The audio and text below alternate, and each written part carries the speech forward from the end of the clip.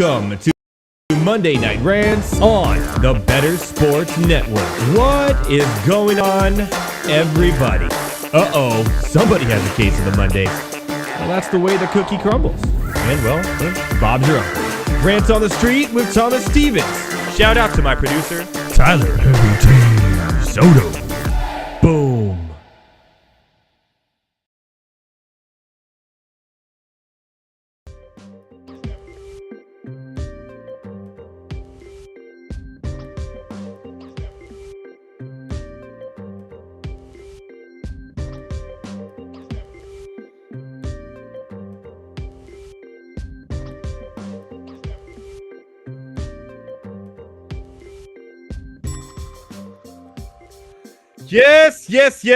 Yes. What is going on, everybody? Welcome to Monday Night Rants on the Better Sports Network at Better Network at all your favorite social media platforms.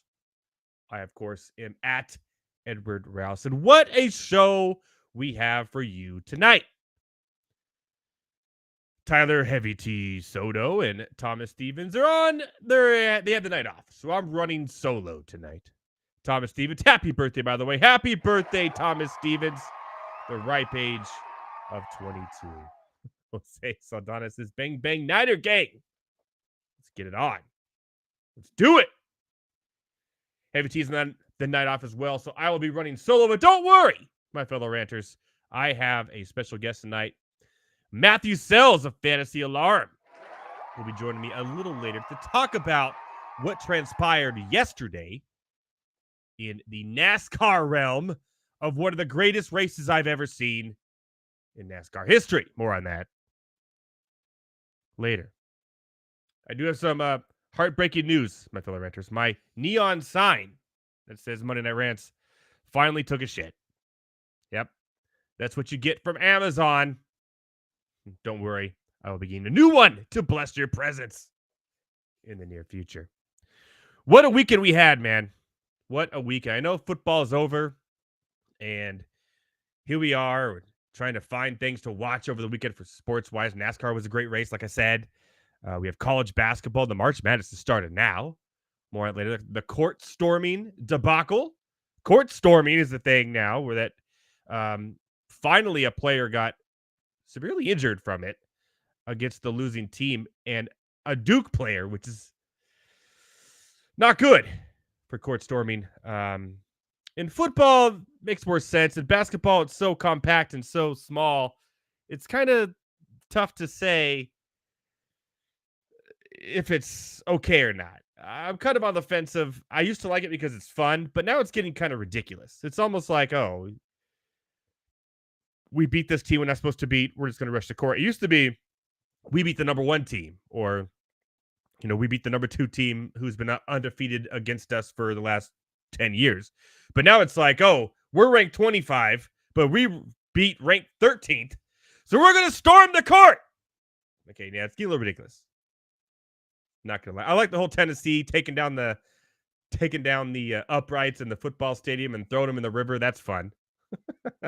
You can see on Google Maps that if you look at the river, like on the Earth view, you can see one of the uprights actually in the water still.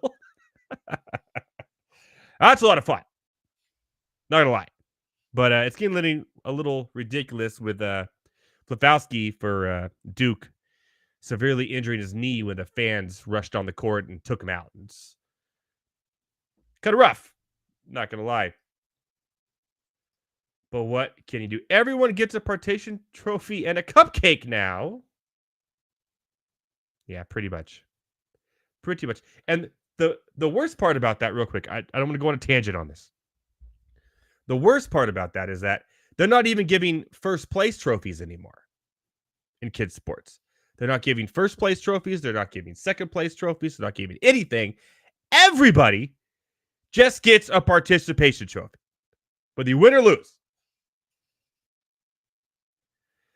I'll have to save that rant for another day, my fellow ranters. If you win, you deserve something for winning. Shout out to Liverpool winning the Carabao Cup against Chelsea over the weekend. Without further ado, and I say adieu, let's jump into the rant lines.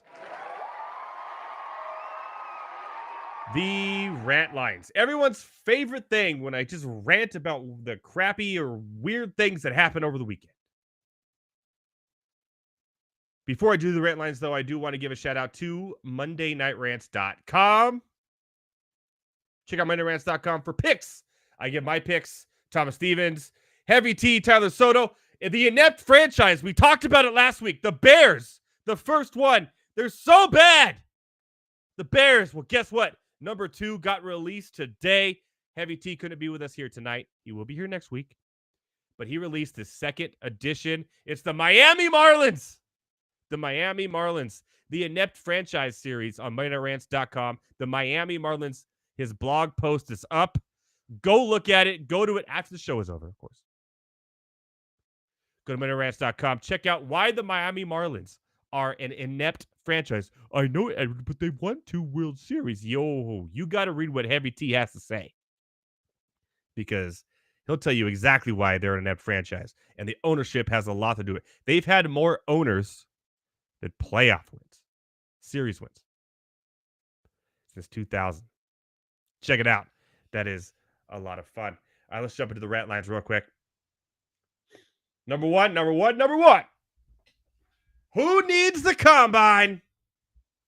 Say nay, say nay, say nay. Now, I'm okay with this. I think the combine is kind of silly anyways, right? It's almost like a Herculean event that the NFL set up to get all these players together and see how fast they could run. Not in a football setting. How far they could jump. Not in a football setting. You see a trend here. All these things are not in a football setting. Well, Caleb Williams and Jaden Daniels, they will not throw at the combine because they're going to throw at their own pro days, which is fine. They shouldn't be at the combine throwing. They shouldn't be anywhere throwing. I think Caleb Williams has done enough. I don't think he's... Can't you just see him throw, in a Pac-12 college football game and know, hey, that's a good quarterback? Or does he have to throw to wide open people in a non-live football setting for you to say, that's my guy? Come on. To me, I'm an eye person. I want to see what you do on the field. I look at tape. I look at college football tape. I see what you do on the field. I know everybody the talent. In a combine, the talent. He's throwing to random receivers who are wide open. There's plenty of QBs over the history of time who have not had good combines, who have been great quarterbacks in the NFL. Tom Brady. There's been quarterbacks who have great combines, who have been terrible quarterbacks in the NFL. Mr. Trubisky. See what I mean? Combine's just a Herculean thing the NFL needs to get. Hey, guys, we got the draft. We got free agency. What are we going to do, I don't know, in February? Let's make the combine. Silly. The scouts already know. They see him in real live situations. It's almost like maybe for the 6th or 7th rounders. The first rounders, the second, they don't need to be in this thing. Let's be real. You don't believe me? Fight me. Jimmy G. No more Jimmy G. He's done. May he rest in peace in the USFL or whatever it's called now. The UFL. The UFL. Speaking of, man, I'm about to go off, guys. My fellow ranters. I don't know why. I don't know what kind of mood I'm in right now or why I created this rant lines. It just gets worse. How many times can this man be on my show? How many times?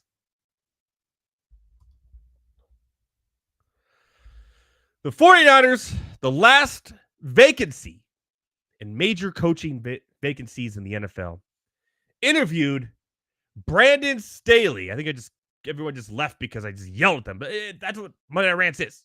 Oh, they're back. Hey. Why is Brandon Staley... Okay. I understand when he was the Rams defensive coordinator for like 2 years, he did pretty decent. Okay? I get that. The Chargers had one of the highest paid defenses in the NFL. He was the coach. They had the head coach of the Chargers, so there's more things to do there. But still, he refused to give over the defensive play calling and still call the defense of the Chargers while he was the head coach. Well, it got embarrassingly bad. In 3 years, he's never had a top 15 defense as the defensive coordinator for the Chargers and head coach. He's had the highest paid defense in the NFL, one of the top 3, all 3 years combined. And against the rush, 30th, 28th, and 17th. What was the 49ers' weakness in the playoffs? Coming down the end of the season, the rush. And yet they're seriously thinking about hiring this guy as their defensive coordinator. But I know, Edward, when he was on the Rams that 1 year. Okay, I get it. There has to be better. There has to be better. There has to be better than Brad Staley. Hopefully, and I pray, for 49ers fans out there everywhere, they don't make this decision. Because first of all, it wasn't even the defense that lost them the Super Bowl. It was really bonehead mistakes and not being able to finish on offense and kicking too many field goals and the missed extra point. And also, Shanahan saying or not telling his players, hey, if we win the toss, we don't want the ball first. Not the defense. Wilkes was not the problem. You can't tell me that Brandon Staley is a better defense coordinator than Steve Wilkes. You can't. Not a million years would I believe that.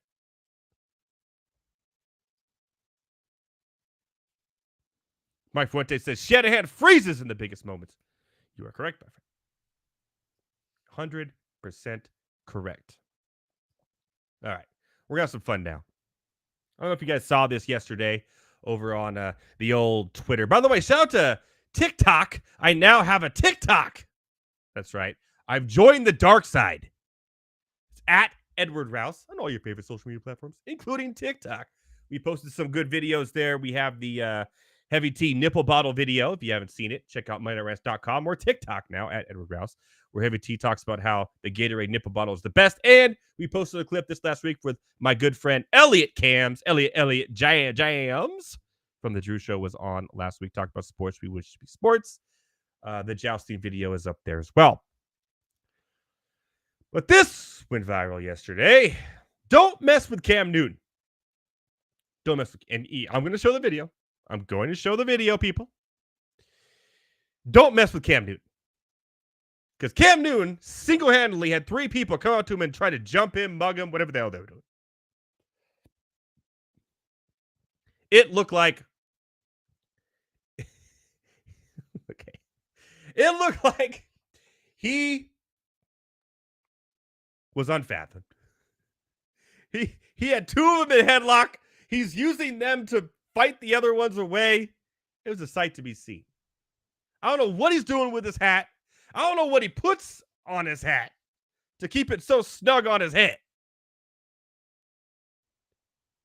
But check this out.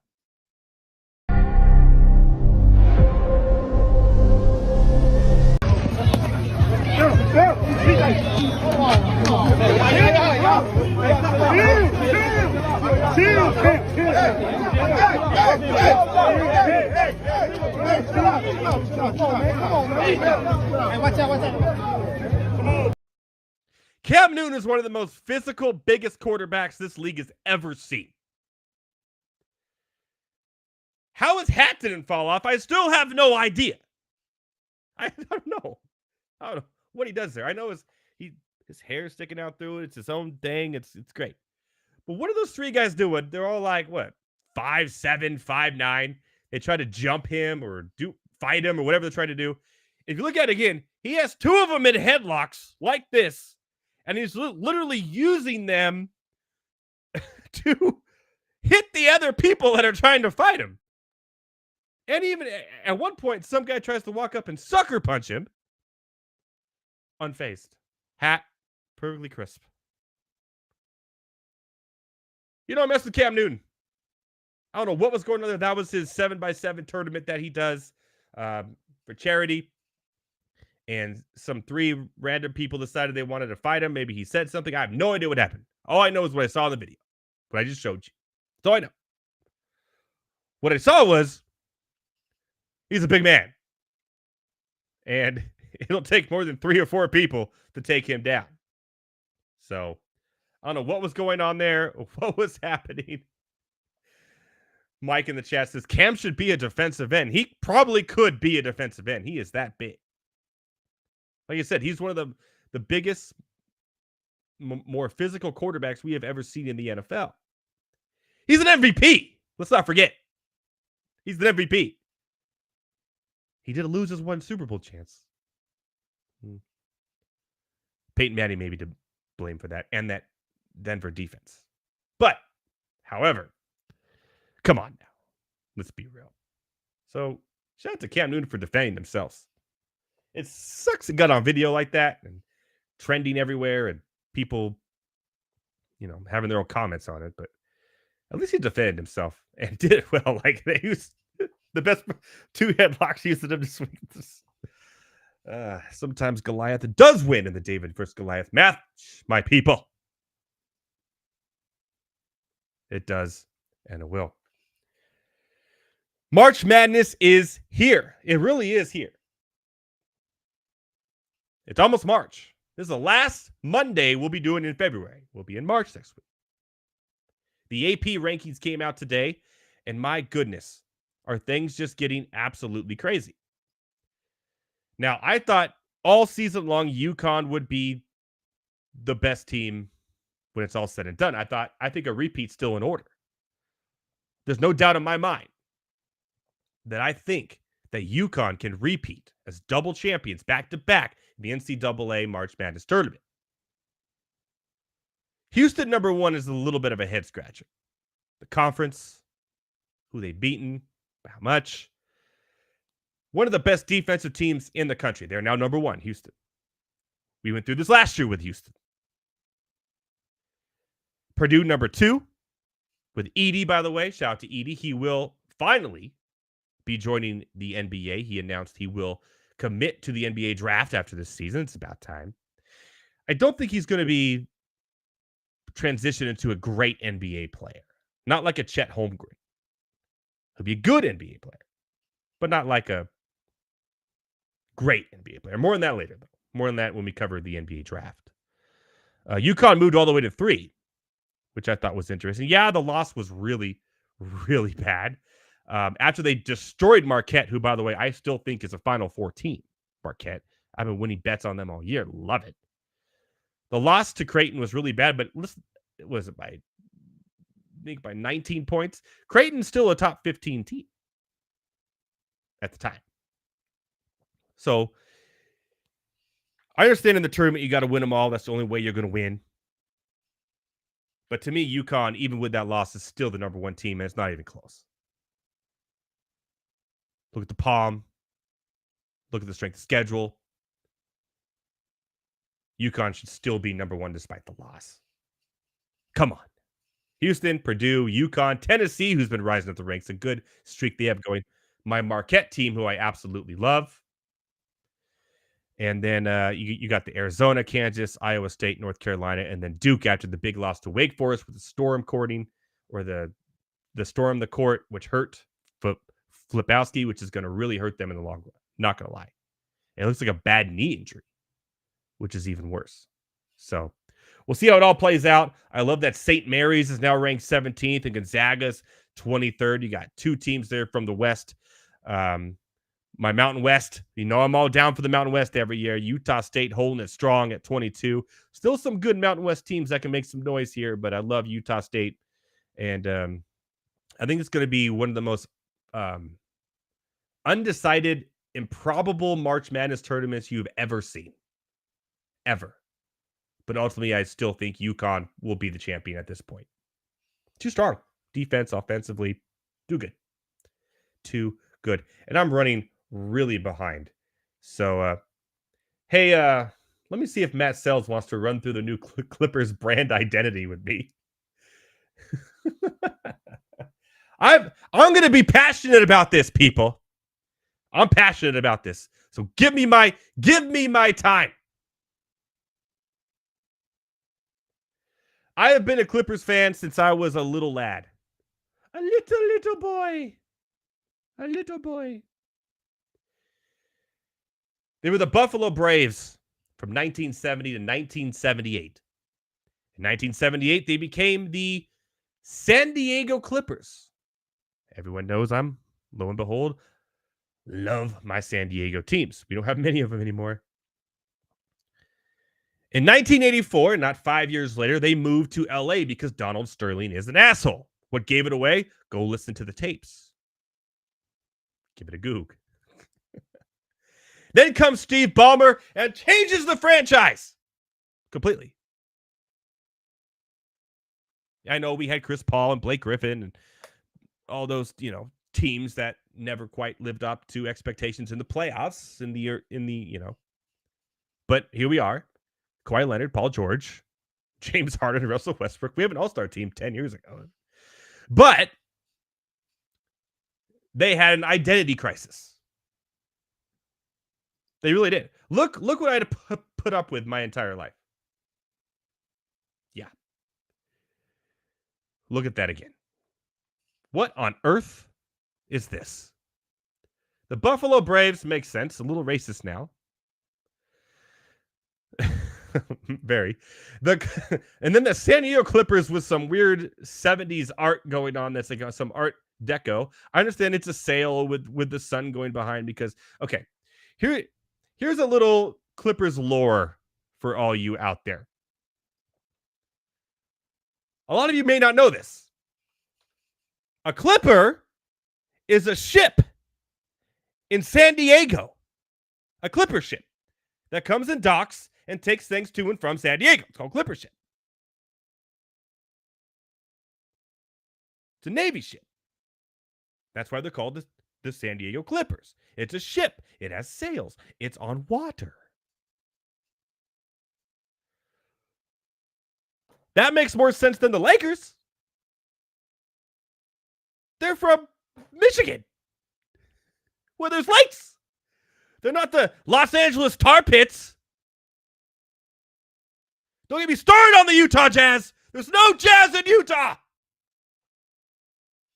But the Clippers are from San Diego, and that's why they stole the Clippers name. So I'm proud to say that they kept it. But going back to this, in 1983, the San Diego Clippers, that logo is garbage. It's terrible. It's clip arty. Then they didn't change it much all the way till 2011 and 2015. They just changed San Diego to Los Angeles, all the Chargers. But then in 2015, we're at Steve Ballmer. We're getting a name brand change. We're going to have a new Clippers logo. And this is the thing that they put in front of me in 2015. That is trash. That is garbage. My daughter, who's 5, can't do better than that Clippers logo in 2015. I've had to wear jerseys with this stupid thing on it since 2015 because I love my Clippers. By the way, I know San Diego has an MLS team, and then they did this debacle. What is this? Chrome? Chrome is not a color. Chrome is not a color. This is trash. So I got that too. And finally, today, the Clippers did something that I think is absolutely incredible. This is its own identity. The Clippers have their own identity, and I love it. Check this out. Look at that. Red, white, and blue, like the original Clippers, Los Angeles, make waves, getting the San Diego roots, getting the San Diego fans involved because they have nothing anymore. They lost the Chargers. They love Steve Ballmer. Look at this. It's a Clipper ship with a compass, with a sea. I love it. I absolutely love this. I'm not going to lie. I wanted to hate it, but I love it. And look at, like, I would rock this LA, the secondary A LA hat all day, every day. This is just its own identity, its own brand. I just love everything. They kept the blue with the red and the blue, with the red and the navy blue. I know this right here looks a little Washington Wizards-y with the colors. I get that. But look at this, man. This is just absolutely gorgeous. Look at these jerseys. I'm buying all 3 of them. I'm buying all 3 of them. Number 13 with my last name on them because that's my lucky number. No, I love Paul George too. He's played at Fresno State here, but this is gorgeous. This is its own. The Clippers now identify as a real basketball team. The Clippers now identify as a real basketball team brand-wise. On paper, they do also identify as that. But this is just, like, look at this, man. This is just so clean, so simple, so good that this will be their brand for a long time. Gotta love the sails, by the way. If you didn't know, these are the sails for LAC, the markings for them on the flags. Just absolutely beautiful. And unfortunately, I won't be at the Grove here from the 26th to the 27th to buy some of this stuff. Which, by the way, what a weird marketing ploy. Let's change our identity 3/4 of the way through the season. Nobody's going to buy any Clipper stuff anymore until this stuff comes out. If you wait until after the season, you would have made a little bit more money. But what do I know? I'm not Steve Ballmer. Not yet. All right. Matthew Selz! Welcome to Monday on the Better Sports Network. How's your day going, my friend? How's your Monday night? I'm sorry you just had to hear me yell. I'm actually excited about this Clippers branding. It's finally their own identity. It's their own thing, and they're leaving the Staples Center. They're going to the Intuit Dome, the wall, everything, this new branding, the cool logo. Like, they're it, man. They're going to be an it team. I love it. Yeah, it's definitely the cleanest logo they've had, maybe ever. Although somebody on Twitter put it looks like you're shooting the Titanic, but okay. Well, it's gonna be haters everywhere, right? There always is, especially when something's new.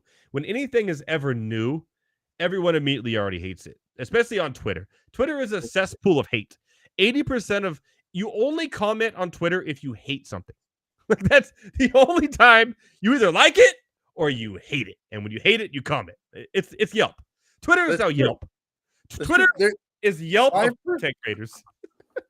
Jeff Gluck put up the tweet about, was it a good race? 5% of people said Atlanta was a bad race.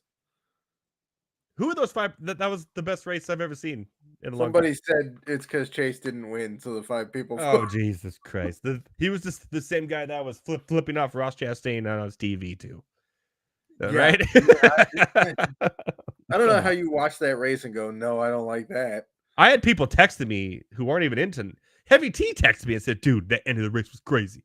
Like, we did it. Matt Selz, we did it. We got Heavy T to NASCAR. There you go. We did it. Well, I accomplished a goal. Yeah, well, let's bring that up now. We're going to talk about it.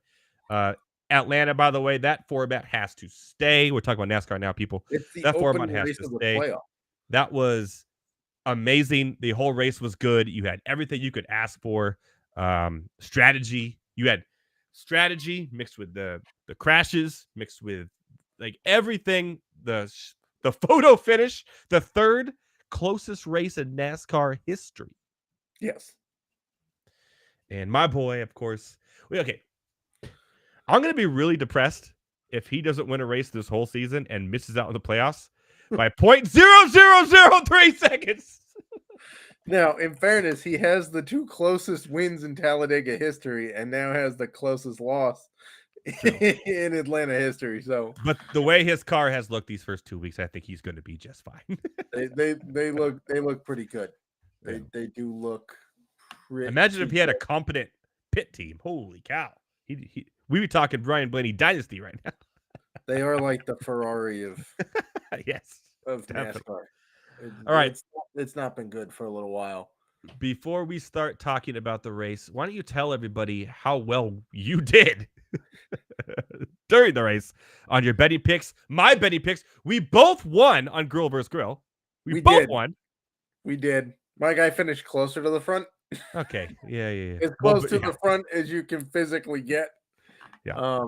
So that was great. Yeah. I had Daniel Suarez winning. I wrote him up at 35-1, and one of the subs read that and took him at 45-1, and was salty that he only got him that he missed the 55-1 line. I was like, well, when I wrote him up 3 days before the race, he was 35-1, so you still got better odds than when I wrote him up. For real. Real quick, I'm going to make a pick in the mock draft I'm doing at the moment. Took Shoto Imanaga. How about that? We'll talk about that a little later. I'm in the Great Fantasy Baseball Invitational right now, and I'm actually in the same league as Howard Bender, and he's probably feeling my pain right now because we are still in round 2. Yeah, slow drafts are fun. We've had one person time out and a second person nearly time out. Already? Yes! I'm like, yeah, me and Howard are like, we're dying. Like, it took me a minute. Like, come on. I got, jeez, this is crazy. You know it's coming today. You know, you can see the dates. You know, okay, anyways, I'm going to rant on that later. Back to NASCAR. Yeah. So I took Suarez to win 35-1. That hit. I took Suarez as a top 10 at plus 175.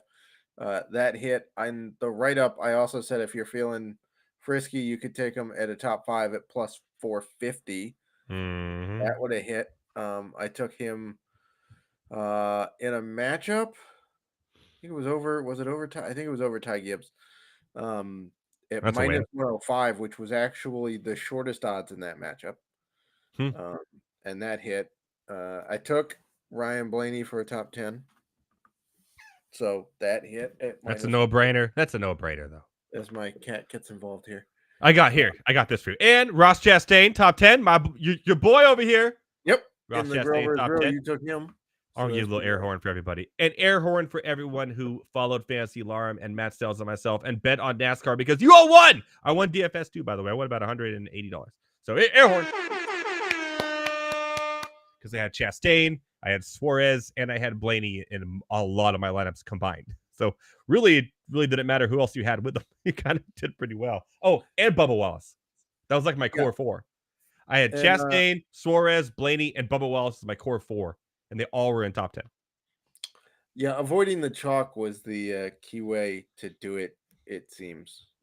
Yeah, Blaney wasn't as chalk. The chalk was Chase Elliott. Chase Elliott was like, I think, the highest owned. Chalk. Joey Logano was chalk. Eric he crashed Jones, out. Love that. Eric Jones starting 37th was chalk. Mm-hmm.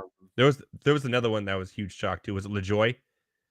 Yeah, I think LaJoy starting like 31st was chalk. Yeah, he was chalk. But he actually pointed out pretty well. So Chase Elliott pointed out pretty well too. But for the most part, yeah, all those Hamlin and Logano lineups.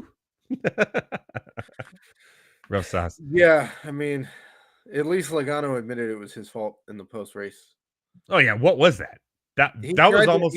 He tried to get into the hole and missed it, and that literally looked like a grandma changing lanes on the freeway, not checking her blind spot. That's exactly what that looked like. Yeah, pretty close to that. So yeah, it was pretty bad.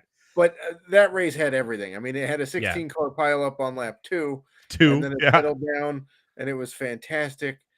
I think there were fewer cars not involved in wrecks than involved in wrecks.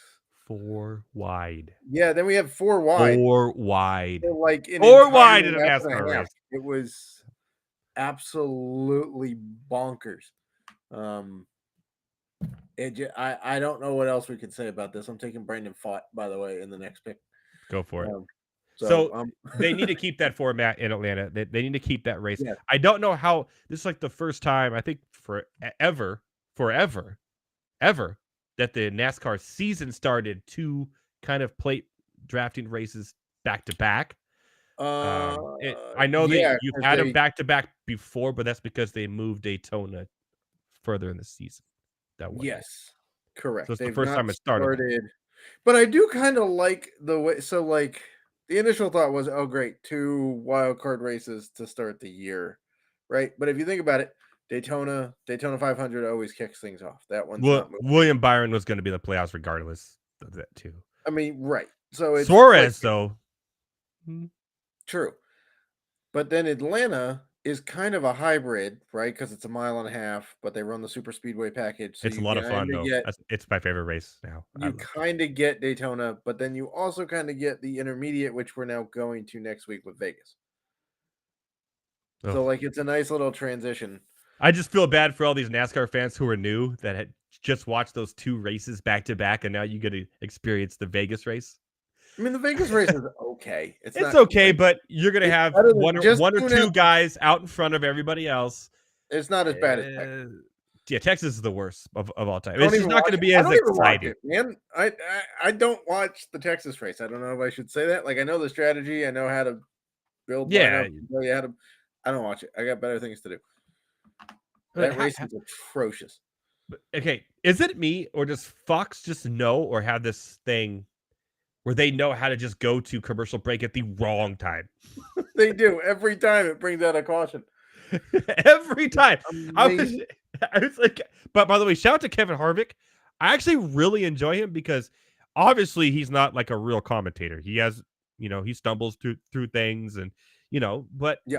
when he talks, his insight is so much better than the other guys that I listen to him talking about what he's talking about and how the race is. Boyer's Boyer. He doesn't know what the hell he's talking about half the time.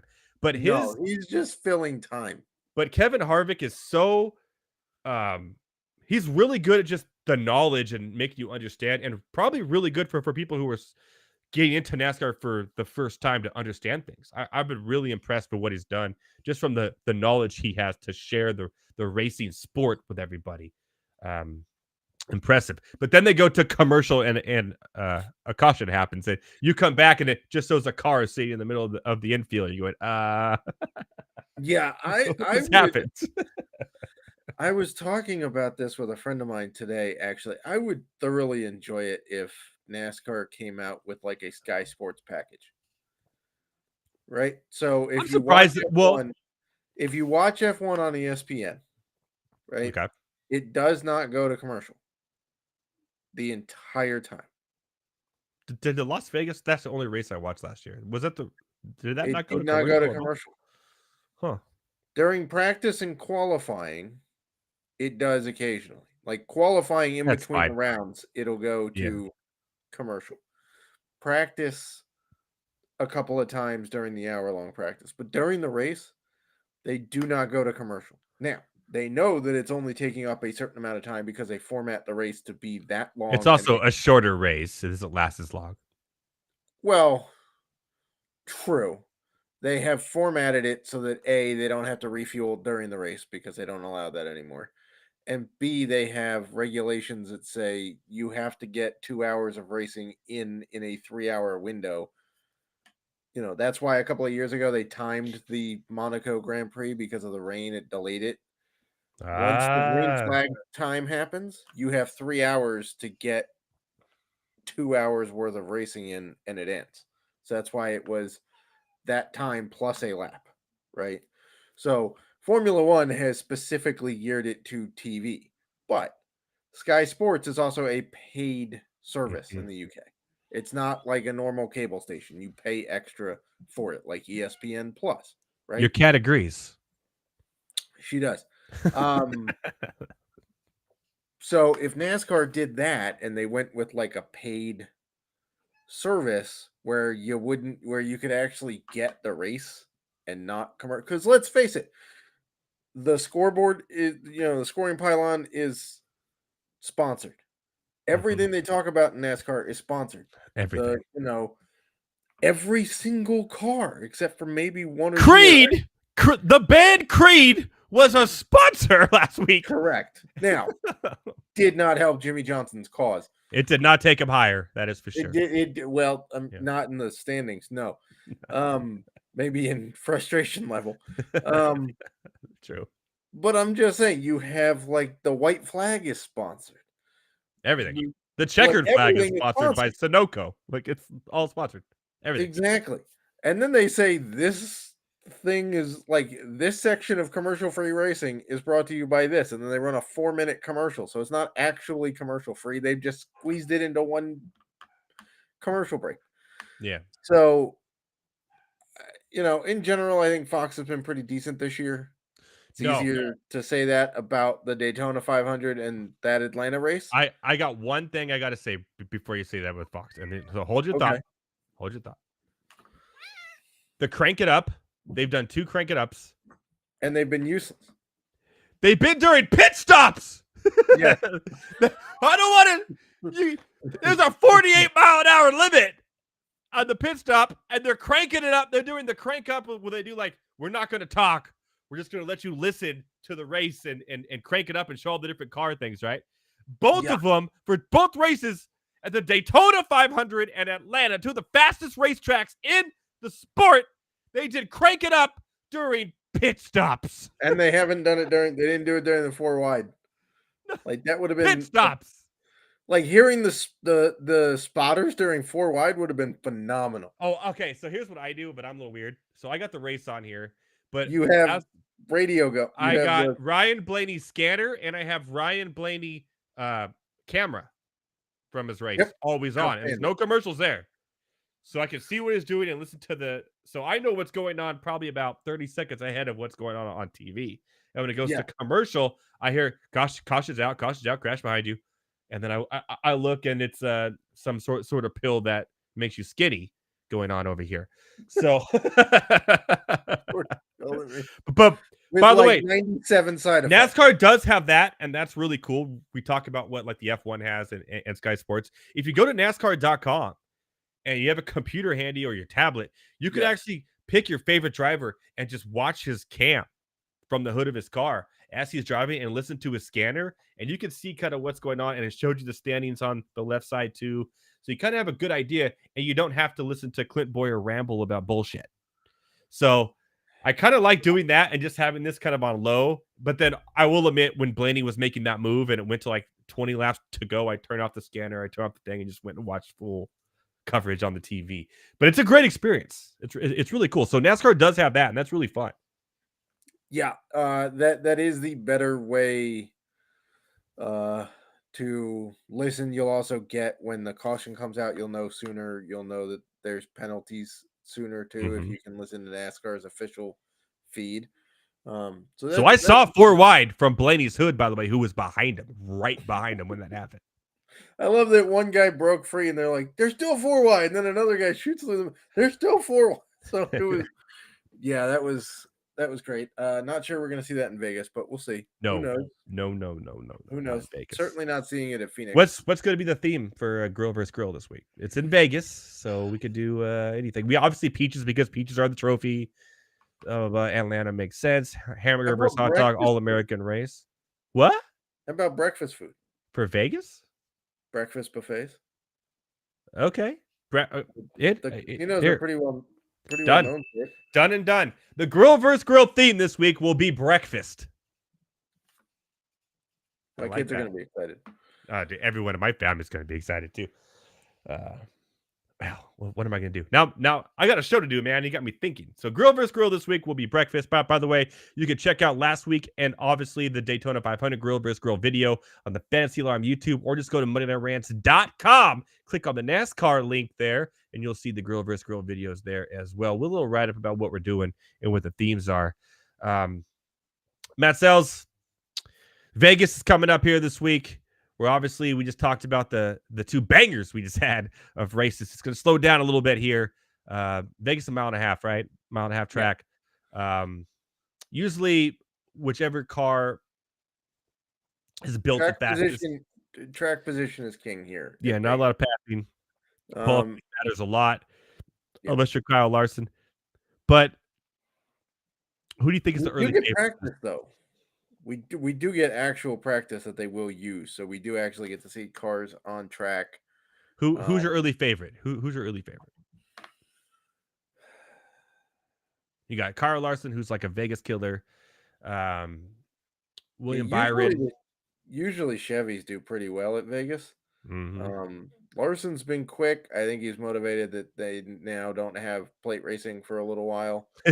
He's not a good plate racer. He's not. No. He dominates every other aspect of racing. I think Kyle Busch could get the win. Busch has been 3 weeks in a row. Isn't he the point leader right now? I think so. He's finished second? 2 weeks in a row. Twice. No, Yeah. well, he second and third. Blaney Okay. finished second. Right. Yeah. Um. So we'll see. I mean, we'll have to see what the cars look like on track. It's also tricky because they're going to go back to that stupid group practicing thing, Oh, which is annoying. I hate that. Like, if you're going to give 40 minutes of practice, just give 40 minutes of practice and let every car on the track at the same time so that conditions are the same, so that you're in the betting capital of the world. People love to bet your sport, and you're making it very hard to figure out who's actually fast. I yep. don't That's get Vegas it. for you. I mean, it's just NASCAR in general. The stupid group qualifying and group practice is obnoxious because the group qualifying, like, let's say you have Group A runs real quick, right? And so the 1 through 5 in Group B would have slotted 6 through 10 Hmm.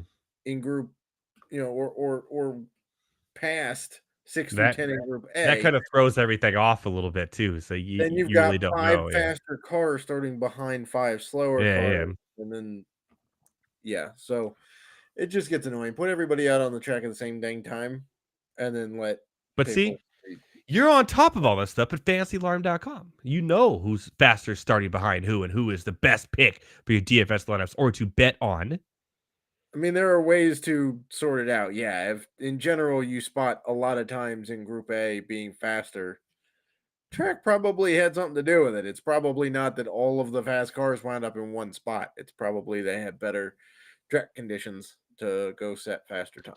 And will there be rain in Vegas this weekend? Probably not. I think we're pretty Probably safe. not. Yeah. Probably, although there was snow at Auto Club last year. There was a snow delay at Auto And Club last that year. would have been the Atlanta race this year. So Correct. that Yeah, track is because being they redone. they demolished Auto Club Uh, Speedway. did they demolish it or they're redoing? Are they doing a new one? Well, it Right. currently is like a dirt patch with some stands. They took out a bunch of the stands and basically all of the track. So are they redoing it to make it a track again? Yes. It's really sad because it's sad that we don't have a NASCAR race in LA. Well, I know the Yeah, Coliseum. it'll reopen. The It'll Coliseum re- is a event that can't be a legit NASCAR race. You can't do 400, 500 miles on that thing. It's not, No, but the track they're building at Auto Club is only twice the size of it's what small, right? It's a short track. it's Bristol, but on the West Coast. Yeah, okay. They're building a West Coast Bristol. Well, they need Is what something. they're They doing. should, if they're smart in LA, they'd build another super speedway. That's for entertainment value. That's what LA needs, right? I mean, theoretically, if you put asphalt on Bristol, it gets better. Yes, that's true. I'll give you that. I mean, but I guess no one in LA is used to going fast because they're always in traffic. So maybe that I makes a mean, lot of sense. there is that too. Yeah, Just usually if you open up the 405 and let all the cars go as fast as they can down it with no traffic. See what happens. yeah, See what happens. it sounds like That's a an event real. I want to see. I want to see all the NASCAR say, okay, you're starting here, you're starting in Valencia, and you're going to Disneyland. Good luck. Go. All the freeways are open. You choose your own way. I would watch that. That should be a sport. We talked about last week how sports that should be sports. There you go. LA traffic fighting. That should be a sport. So like I said, we're gonna switch over to MLB here for the next 10 minutes. I'm in my great fantasy baseball invitational. I had the 13th overall pick out of 15 players. My first pick was Jose Ramirez at 13 overall. Solid. And then coming back after the turn, I got Bryce Harper, who's now our first baseman. How do you feel I did? I feel that's pretty solid. I also took Bryce Harper, by the way, in the mock draft that doesn't count for anything tonight. You will Nice. be able to see that in the Fantasy Alarm draft guide. I think Hey, it comes out shout it tomorrow. out, baby. Shout it out. Yeah, it'll be out. John and Pemba just took Wyatt Langford in the 20th round there. Who? Wyatt Langford. Oh, wow. Nice. Yeah.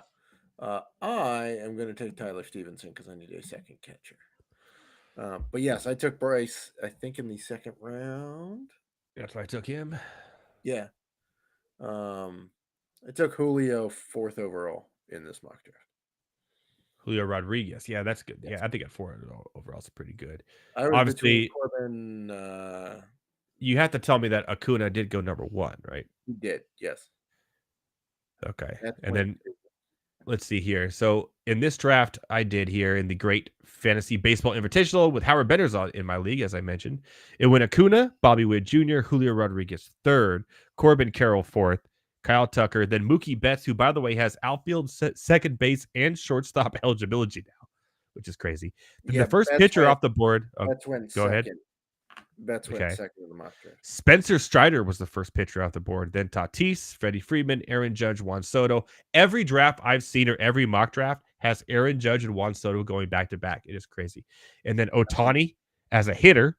And then Jose Ramirez and then Garrett Cole. So I gave up to get Ramirez. I gave up Matt Olson, Yordan Alvarez, Trey Turner, and Garrett Cole. I thought Ramirez was the safer pick of those 4. Yeah, obviously, I don't like drafting a pitcher in round 1 because you lose that value, especially the 5-tool value that Jose Ramirez has for Garrett Cole. Trey Turner was really bad last year. Not sold on his power. Matt Olson's great. He's solid. He would have been I was hoping he'd be there on the way back. And then Yordan Alvarez, great hitter, home runs galore, but the injury problems are there. I know Bryce Harper has injury problems, but I'd rather have Bryce than Austin Riley. And plus, I already had my boy at third base already, so I didn't need another third baseman in that situation. So, and I hate Gunnar Henderson as a fantasy player. I love him as a baseball player. He was a rookie, man. How are you hating on a rookie already? He's Hamilton Simmons, man. He's a great baseball player. Gunnar Henderson is going to be a great baseball player, but he's never going to put up. He's what's his face, the first overall pick who was on the Braves and on the Cubs, Dansby Swanson. Great baseball player, but when it comes to fantasy points and everything, he won Rookie of the Year by default. He is the Cole Custer of baseball last year. He won by default. There's no one else. You're just tossing names out there just to be. I like names. Right. I call people names all the time, Matt Selz. Let's take Yuki Matsui. It's one of my skills. So you're doing the mock draft for the FantasyAlarm.com draft guide, correct? Correct. Yes, we are in round 21 of a 12-team. And it's all the employees of FantasyAlarm.com going and doing the mock draft of subscribers. Oh, you brought fans into this. We did. We gifted one of them the first overall pick. Oh, God. Who'd they take? Let me guess. Ronald Acuna Jr. Yeah. Which you should. If you have the first pick, okay. If you have the first pick at any fantasy baseball draft this year, whether it's redraft, whether it's dynasty, I don't care what the point system is. I don't care what it is. If you have a first pick in fantasy baseball this year and you don't draft Ronald Acuna Jr., you are completely wasting your time, your money, your life. I've never seen such a clear number 1 in the history of fantasy baseball, even fantasy football. People are like, I'm going to be cute. There's 1.5 receptions for a tight end. I'm going to draft Travis Kelce overall first. How did that work out for you last year? I mean, Ronald Acuna Jr. is the most sure thing to a number 1 draft pick in any fantasy sport I've ever seen in my life right now. Do you agree? He's there. You could make an argument for Julio Rodriguez. Nope, you cannot. You cannot. You could. Okay, make an argument. And by the way, Bobby Witt Jr., number 2. I mean, Bobby Witt went 3rd in our that's kind of a you're shooting for a ceiling there with Bobby Witt. Still, with Ronald Acuna, you know exactly what you're getting. His ceiling is still 35-35. That's a ceiling, though. He's still young. He still hasn't had. There is no way that Ronald Acuna surpasses last year's. He's not going to surpass next year. Don't get me wrong. He's not, but he's going to still be there. He's going to still give it a go. He's still going to outpoint everybody by 60 points or 100 points like he did last year. Am I wrong? No. I mean, I'm with you that Acuna is the number 1 pick. Not even close. I'm just saying you could. The only other guy I could see an argument for is Julio Rodriguez. There's no argument. Because I think There's there none. is more in the tank for Julio. Yeah. He had a down year last year and still went 32-37. What down year, though? Last year was his second year in the league. It was a sophomore slump. Down year. Yeah. Okay. No. A down year is when you have. Okay. No. Look up his first 2 months of the season. It was not good. I know. But a down year for a player going into his third year isn't a down year. You don't have enough. Sophomore slump. No. Okay. You call it that, but it's not a down year. It's a sophomore slump. A slump is by definition a down year, right? No. Yes. For me, a down year, you have to have at least 4 years under your belt of good, solid numbers, and then you have a down year. You can't second season have a down year. It doesn't work like that. It's just maybe that's who you are. There's not enough sample size to know. It was a rough year for him coming off of what was an electric rookie year. Yeah. And he still went 32-37. And Yeah. it was, and he didn't put up any stats for you in the first 2 months of the season, basically. That's not a rough year. That's a good year still. Not a down year. Maybe that's who he is. With an extra month. I don't think that's. I think that's. You think he's higher? I think he can go more. By the way, is it me or like everybody I talk to? Maybe it's you too. Where when Julio Rodriguez looks at you or talks in the camera, you just look into his eyes. Yeah, he's mesmerizing. He's mesmerizing, right? Holy crap! It's like that's one of the best looking men I've ever seen. He's got like a Brad Pitt quality about him, where like everybody who meets Brad Pitt goes, he talks at you like nothing else, man. Like he's staring, and his eyes are just like whoa. It's like when you were like a kid and discovered the kaleidoscope for the first time. You know what I mean? It's Colby. Like it's crazy. All right. Hey, stop getting sniped over there. You're which I hate. By the way, your turn will come when it's your turn. I did some sniping with Shoto Imanaga. Okay, there you go. You want to talk prospects? We can talk prospects. Let's talk prospects. I love talking prospects. So basically, you need help with your dynasty. You're my friend. I bring you on this show because you're my friend, not because I need a platform to do better in my dynasty baseball leagues. That's not how I roll. But how do you feel about this pick? No, I'm kidding. We did finish our draft. By the way, shout out to Heavy T. He did pretty well.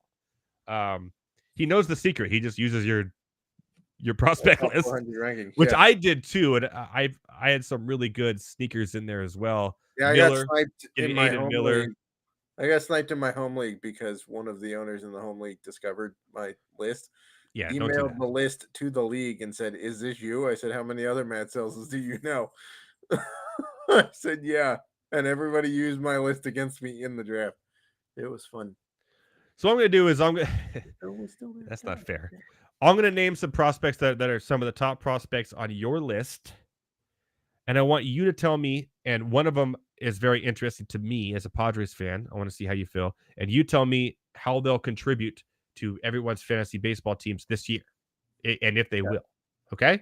So if you're getting ready to draft your fantasy baseball leagues, and these are the rounds that Matt Sells is in his mock draft, I'll get there in the Great Fantasy Baseball Invitational as well, where you got to start picking rookies and hope they get called up and put some numbers up, halfway through the season or the end, all Alvarez last year or Gunnar Henderson. So I'm going to give you some rookies, and you tell me, will they be up this year, and will they be worth drafting and not waiting on? Okay. Yep. Number one is the number one pick, obviously, of all, Jackson Holiday. Do you think he's going to be up this year, and how will he contribute to a fantasy team? I think he's their starting second baseman when the season starts. I think he breaks camp with the team. Okay. I don't think there's any reason for them to keep him down anymore. I agree. Where do you think he gets drafted? Like, where should you draft him then? Where should you target him in your fantasy baseball draft? That being said, I don't know that the total stat line is going to be overall that impressive. Oh, like Colby Conway and I, this just dropped earlier today, previewed the AL East in our latest Caught Stealing MLB podcast. Great podcast, by the way. Check it out, fanslab.com, YouTube. And we're previewing it by doing a little game each week where we can only draft. So we draft a catcher, an infielder, an outfielder, starting pitcher and relief pitcher from that division, can only take one guy per team in the division, and they have to be outside of ADP 175 since January 1st, Okay. except for catcher, because catcher, you're not going to be able to complete this without that, right? Jackson Holiday is going at, since January 1st, is going at pick 177, according to NFBC ADP. So, do I think that's fair? It's a little high for me. I think he gets like 10 homers and like 12 steals. Well, I'm not picking him at 177 for that. I don't think he's going to be as electric as Gunnar Henderson. Really? Does he have the skill set to be better than? Yes. Do I think he's going to do that in his rookie year? No, I don't think so. I think a ceiling for him is 15-15. Can you imagine this Orioles team in 5 years? I mean, it's going to be remarkably good. Yeah, remarkably good. Okay. Jackson Chourio, who just got a huge contract extension. Yes. Not even played a game at the Major League Baseball level, not spring training. What do you think about him this year? I mean, he's the starting center fielder for the Brewers. He's going to be the starting. He's going to break camp, starting center fielder, rookie year. He's there's zero reason to pay him an 8-year, $72 million contract if he's not breaking camp with the team. He's locked in. Now, that begs the question, how good are the Brewers this year? I think their offense is pretty decent, to be perfectly honest. William Contreras, Rhys Hoskins at first base.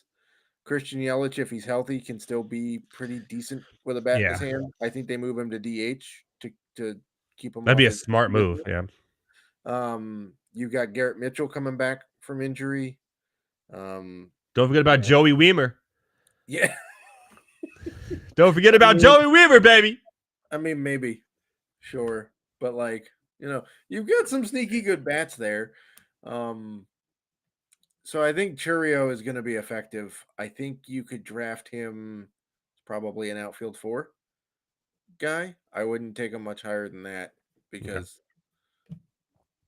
I mean, he's got the skill set. Again, he's got the skill set to be an absolute stud. Does that mean he's a Julio Rodriguez when he comes up? No. Not his first year, I don't think. Okay. I like that. There's a lot of players that were taken in this last year's MLB draft that could debut this year. It's one of the weirdest kind of draft years for that we've seen in a long time, right? Yes. The likes of we got Wyatt Langford, we got Paul Skeens, Dylan Cruz. I think Paul Skeens is getting way too much hype for this year. You think so? Is he going to actually? I'm sure he'll be called up and pitch. Paul Skeens for Pittsburgh, by the way. They need pitching. I don't think so. No, you don't think he gets debuted this year at all? Did he pitch in pro ball since he was drafted last year? I don't know. You're the prospect guy. You tell me. Like 7. Oh yeah, he's not coming up this year. No way. He made it to Double-A. Everybody's like, woohoo! Yeah. Did you see his start? He went like an inning in his first start, an inning in 2/3 in his next one, and then like 2 innings in his only start at Double-A. Whoa. Why do we all of a sudden think the Pirates, who slow rode the bejesus out of Mitch Keller and Quinn Priester, are now going to bring up Quinn Priester is still being slow rolled? Yeah, I mean they just signed Mitch Keller to a 5-year, $77 million deal. Congrats on that. So don't put your money in the Paul Skeens basket, is what you're saying for this year. But I don't think Wyatt Langford, I think, breaks camp with.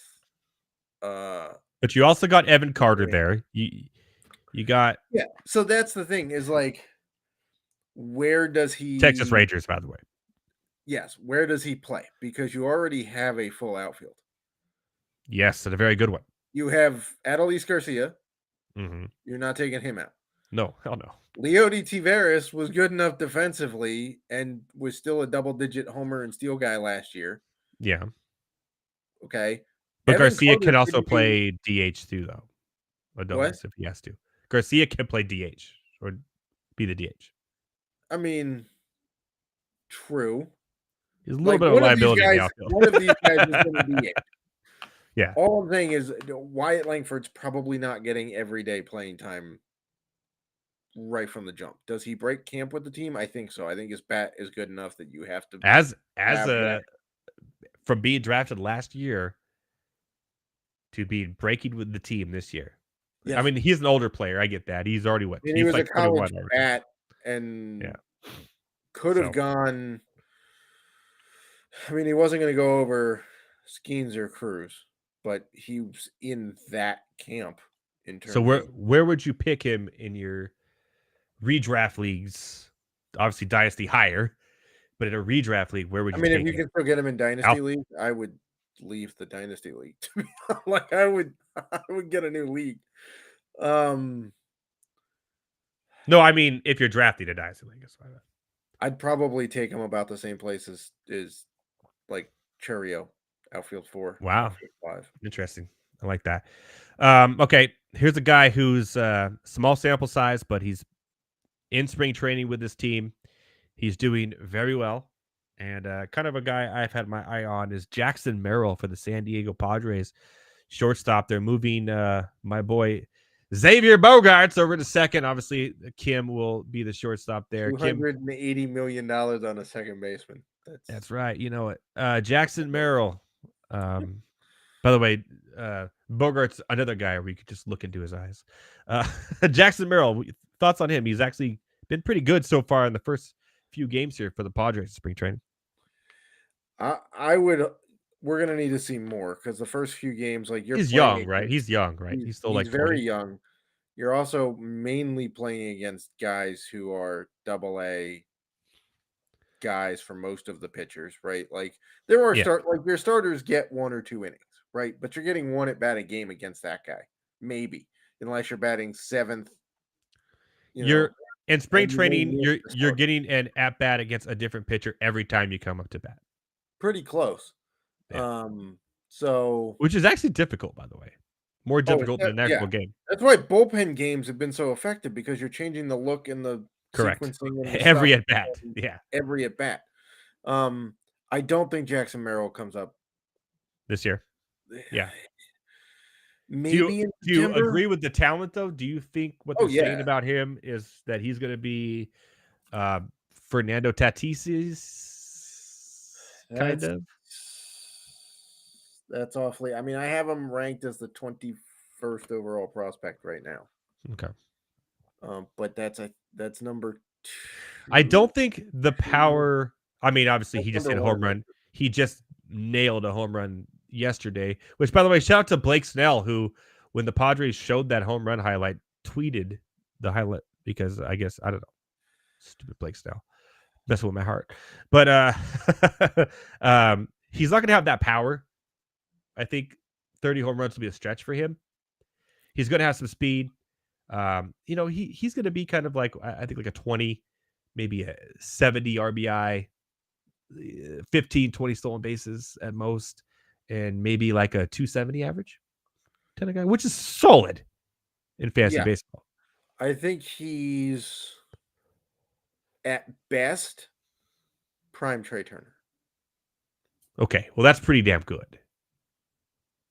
Is it though? Like the stat line you just put out is what Trey Turner does. Yeah, that's good. Yeah. Steals. Not to say 30. I said about 20 I mean, Trey 25. Turner's not been a 30-30 guy. He's never hit 30 homers in a year. Yeah, that's true. And yet he was being taken like number 2 overall last year in fantasy drafts. Well, yeah, that's because everybody, including myself, thought that going back to Kevin Long and a pretty good hitter's park and whatever, and Phillies fans should have given him a standing ovation sooner than they did. His stat line would have been better. But no, I think Jackson Merrill could be a 25-25 guy. Love it. Hell yeah. Let's go Padres, baby. He's not coming up this year though. Okay. I'm with you. At least not until maybe August. I need to talk about another Padre real quick before we. Are we going Ethan Salas here or what? Yes. He's not coming up. I'm sorry. No, he's not going to be the youngest player ever to play a Major League Baseball game in the history of Major League Baseball. Do you see what he's doing? The man is 17. He's not even a man. Can't even. He's not even a man. He's 17 years old and he's already in AA. Is 17 years old. Is he outstanding? Cracking. Yes. He is. Is he going to be the best catcher of all time? Is what people are already saying. No, sorry. Is he good? Yes. Will he be better than Adley Rutschman? Mm, You want to I say yes? I know don't you want to know. say yes. Right You can now, I say it. don't know. He's 17 and he's in Double A. That's crazy. That's already crazy in its own right? That's already insane. I mean, And he was at 16. He was a Double A. Now he's actually Yeah. 17. I mean, it's bonkers that he's already up this high at 17 years old. And performing. Right? Correct. Is he better than a generational talent at catcher like Adley? It's a little early for that. I'm not saying he's terrible. All I'm saying is, can we completely believe that he's a generational catching talent? We'll see. Apparently, he has the frame and he has everything too on the defensive side of the catcher's ball that's absolutely blowing the Padres coaches' minds. So, I mean, I hate catchers. I wish he would just become a DH or move to first base. We could use a first baseman. You know, who's our first baseman? Cronenworth right now? Jesus Christ. You could, but like, I don't know if you're gonna move Salas from behind the plate. Eventually, you would have to, but that's down the road. But right now, I'm really impressed with what I see. Let's move away from the Padres. No one wants to hear about my San Diego sports. Blah. Blah. We're talking about somebody from your team, Mr. Matt Selz, is Dylan Cruz.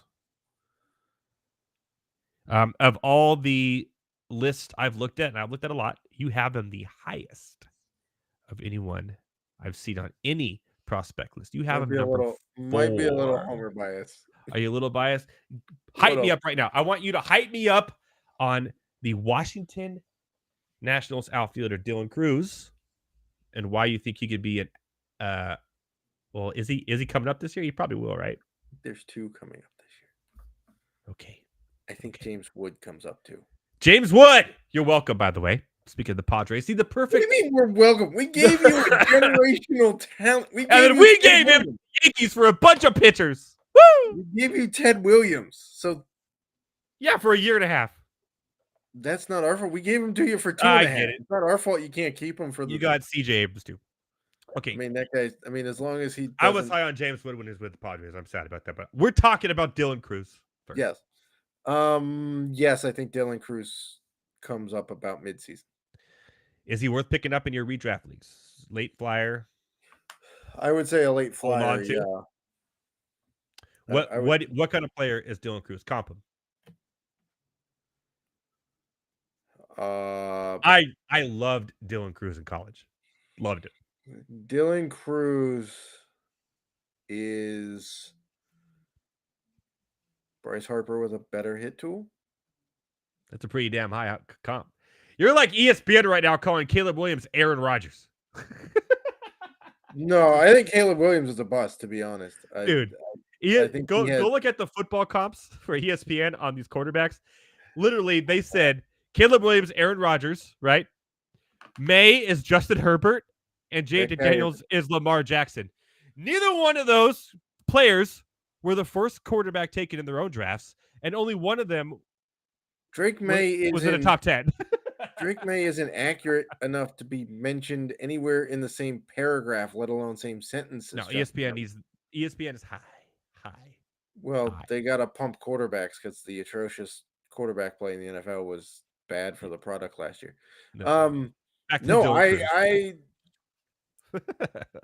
I wanted Dylan Cruz over Skeens in the draft. Really? Well, yeah, Skeens, I mean, pitchers, man, how many pitchers that have been drafted the top 5 overall have actually worked out? It's very 50-50 at best, really. I mean, here's the thing. In the history of baseball, there are 3, maybe 4 number 1 overall picks that are in the Hall of Fame. Also that. They've been getting better lately. I think that the number 1 picks have been getting better lately. We have better film. These games in college are being filmed better. They're on national television now. You can watch them on ESPN Plus. There's just more ways to look at these players that there was before, especially in baseball, because there's so many games all the time.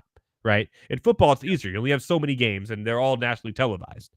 In baseball, there's thousands of games. They're not. The other thing with baseball, though, that helps is that you're not running different systems between each college, right? True. Yeah. Like Ohio State and Alabama both run quote unquote pro style offenses, except Ohio State leads the world in screen passes and Alabama never runs A screen ever in the history of screens. right. Yeah. Like baseball, it's stand on a mound that's basically the same height everywhere, that's the same distance from home plate, and throw your stuff and see what happens when the Yeah. guy swings at it. No, I think that Dylan Cruz is Bryce Harper with a better hit tool. Well, I like that comp. Here, we're gonna go in another direction now before we leave. So now I want to know all the number one picks dating back and what's hit, what's not.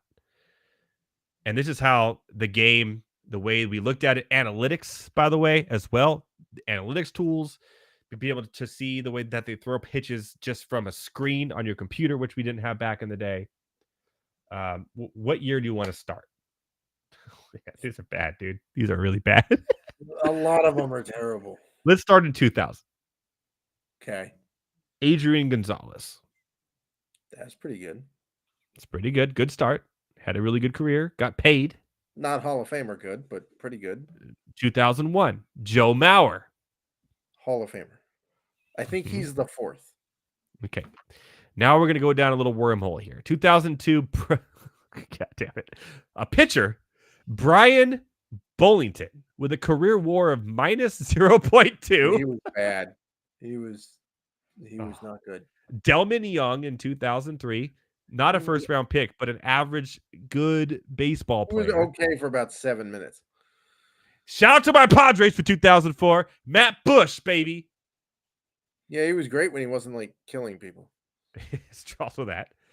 2005, Justin Upton. Not a Hall. Good player. No. Career WAR of 32.3, though. Yeah. I mean, I'll take it. Better than his brother. Not a bust. Not a bust. Not a bust. Certainly better than his brother. Yeah. Beanpole Upton. 2006, Luke Hochevar. For the Royals, a pitcher. 3.7 career WAR. Nope. He's not been good. That's a bust. 2007, David Price, who ended up becoming their closer to a World Series run and then had some good years. Career WAR 40.3. A pitcher, man. A lot of pitchers go take in the first round, which is crazy. Yeah, but is he? If you look at it, if you look at his career back over again, is he a first overall pick? Probably not. I don't remember who else was in that draft, but well, I mean, Mike Trout went 26th overall in his draft. 2008, Tim Beckham for the Rays. Yeah, that was terrible. I remember that terrible. Was in my. Here we go. 2009, Steven Strasburg, who at the time was a hit, and then the injuries kind of ruined his career. I mean, the injuries were not great, obviously. We're hitting about 50-50 here. Bryce Harper, 2010. Yes. Yeah. Garrett Cole hit 2011. Now we're hitting 2012, Carlos Correa. Pretty good. I'd say a hit. 2013, not a hit. Mark Apple. Ooh. Oh, Mark Appel. Yeah, he turned down the pick and went back to Stanford. His career WAR 0.3. Wait, dude, the Astros went on a run here, a first-round pick. Holy crap. Carlos Correa hit. Then they went Mark Appel, and then they went Brady Aiken in 2014, who has a career WAR of not anything. Yeah, he didn't make the major. Wow. Oh, and then you got the Dansby Swanson there for the D-backs. Oh, then you got Mickey Moniak. Oh, Mickey Moniak, yeah, okay, but he had a pretty good season last year with the Angels. I think he's going to have a good year again this year. Career WAR of 0.6. Then the Twins went the Dansby Swanson year. You saw 3 shortstops go 1, 2, 3. That was crazy that year. Yeah, because you had Bregman. Yeah, was after him. And he got moved to third, but yeah. Trying to remember who the third one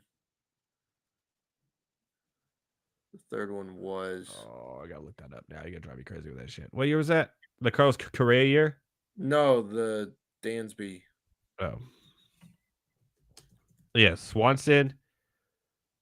Let's see here. Dansby Swanson. Now we're just going down a rabbit hole here. 2015. Watson came out of Vanderbilt. Bregman came out of LSU. And there was another college shortstop who went. No, it wasn't Manny. No, Manny Machado. No, he was already in the majors at that point. Brendan Rodgers. There you go. By the way, Kyle Tucker's dude. The Arizona, not Arizona, sorry, Houston Astros 2 overall Bregman, number 5 overall Kyle Tucker in that draft. That's a They had a very good. They definitely made up for it after their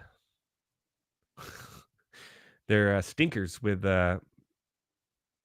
Mark Appel and Brady Aiken. So don't draft pitchers of the first overall pick. Then we move on. I think they actually signed Brady Aiken, which is why they got the makeup pick the following year. That makes sense. Yeah, he did not sign. He ended up being Tommy John surgery. Yeah, he hasn't pitched. Oh, Jesus Christ, man. He's out of San Diego, too. Sad. Yep. He drew comparisons to Clayton Kershaw and Andy Pettit. Woo. Okay, but those are two vastly different pit. Like, that's one of those is a Hall of Famer, the other one is not. 2017 for the Twins shortstop Royce Lewis. Oh. Well, he hasn't done enough to really judge that yet. Yeah, but that was 2017, and we are now in 2024, my friend. Yeah, but okay. So first of all, he was drafted out of high school. Okay, so he was Those 18. guys usually take like 3 years to come up, right? Cool. It's been 7. Okay. Lost the 2020 season to COVID. Mm-hmm. He's had injuries. Okay, what are we just doing? College football now? And the Twins kind of buried him because they've had dudes at shortstop. Correa now too, yeah. We'll see. Okay, I'm not saying he's a bust yet, but he's buried by another number 1 overall pick. Yeah. Casey Mize? Yeah, Casey Mize is not done. Mize for Detroit. He's had a couple Tommy John surgeries, hasn't he? Yeah. And he plays for Detroit. Yeah. And then Adley Rutschman hit. Yes. Spencer Torkelson. Kind of up in the air. Solid year. Solid year. Henry Davis, which I didn't agree with that pick in the 2021 draft. But he looks pretty decent for the Pirates right now. Yeah. And then Jackson Holiday, of course, and then Paul Skeens with this pick. So I say it's about, you're right, we're about 50-50. It's getting better. It's getting better. It's probably better odds than number 1 overall quarterbacks in the NFL draft. Probably. Yeah. Like how many? I tried to figure this out one day. Is how many number 1 overall quarterbacks are in the Hall of Fame? Even number 1 quarterbacks. If you go back at the NFL draft and look at just the first quarterback taken, from any team in the draft, compared to the second or third quarterback taken, 75% of the times the second or third quarterbacks are better. It's insane. Mitchell Trubisky was drafted before Josh Allen. Like it's like it's stuff like before Mahomes. Yes, correct. They traded that was the Bears. If you haven't read the Heavy T's Inept Franchise, number 1, the Bears. By the way, you would love this one. We just released a new one today, Matt Selz, the Miami Marlins, where Heavy T goes off on the ownership, or all 5 of them. Yeah, they're not great. So check out the article, MondayNightRants.com. Heavy T's Inept Franchise series. The Miami Marlins got released. We talked about the Bears. But yeah, like Alex Smith, and then Aaron Rodgers was drafted, and 23 picks later. Tua was drafted over Herbert. Alex Smith wasn't terrible, but yes, Aaron Rodgers is significantly better. Yeah, like in the Lamar Jackson draft, where Sam Darnold was taken over him, where it's just Daniel Jones, like all these players that, and you look at the quarterbacks taken after him and you go, okay. So baseball kind of has a better thing there with the pitchers. I would agree. All right, well, let's call it a merry Monday night here. Thank you so much for joining me. As always, I say we'll be done by 7, but we go an extra 25 minutes just because we go rambling, and for some reason, people are still watching. So Yeah, by the way, my bench in this mock draft is Jamison Tyone, Will Benson, and Chris Taylor. I like it. We'll see if I ever get to round 3 of my Great Fantasy Baseball Invitational Yeah, draft. there's a Maybe we will tomorrow. I'm hoping to get to round 3 tomorrow, baby. There's a legitimate shot you don't finish that draft before the season starts with the Korea series. Christ, this is so slow. Oh, we are in round 3.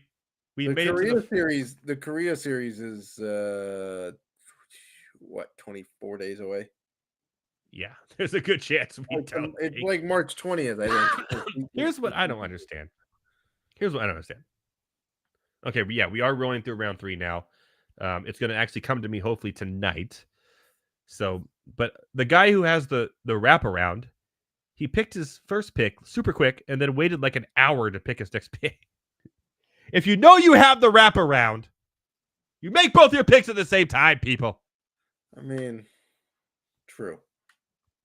Well, join us next week on My Night Rants, where we'll be in round 10 of the Great Fantasy Baseball Invitational. Oh, geez. All right, Matt Selz. Great race yesterday. A lot of good stuff to come this season for the NASCAR on FantasyAlarm.com. Tell everyone where to find all your good work.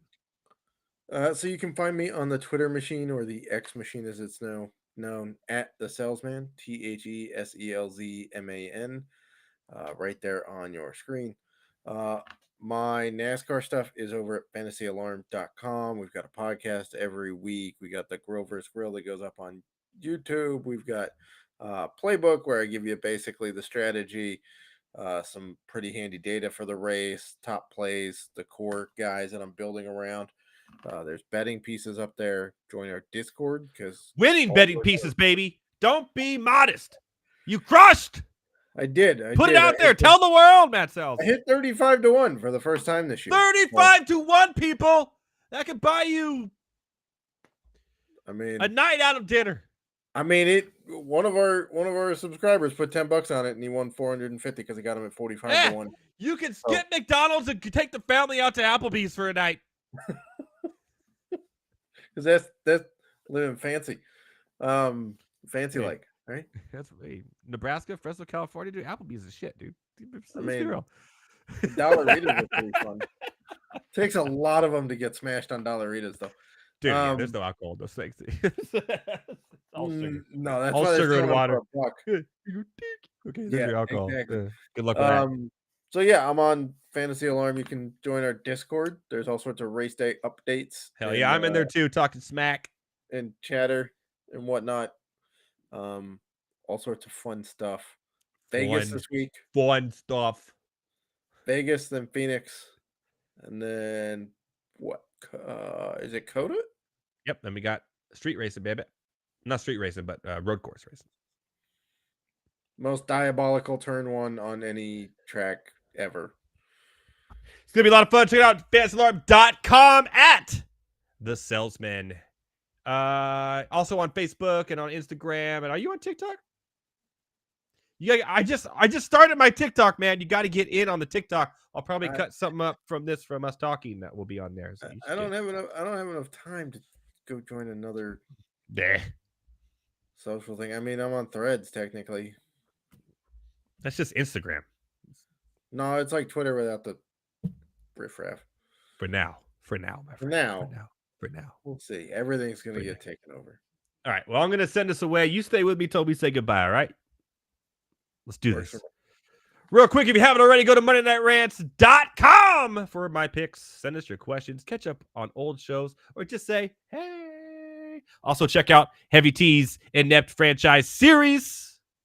The Miami Marlins released today, and Matt Selz and myself doing Grover's Grill. Those videos are on there as well. FantasyAlarm.com for all Matt Selz stuff. You can catch him there. Catch him on at The Salesman. From myself, from Vacationing Heavy T, happy birthday, Thomas Stevens. From Matt Selz and everyone over at the Better Sports Network, at Better Network, all your favorite social media platform. We say have a merry Monday. Have a merry week. We'll see you next week for more fun, more laughs, and as always, shout out my boy, Taj McGowan.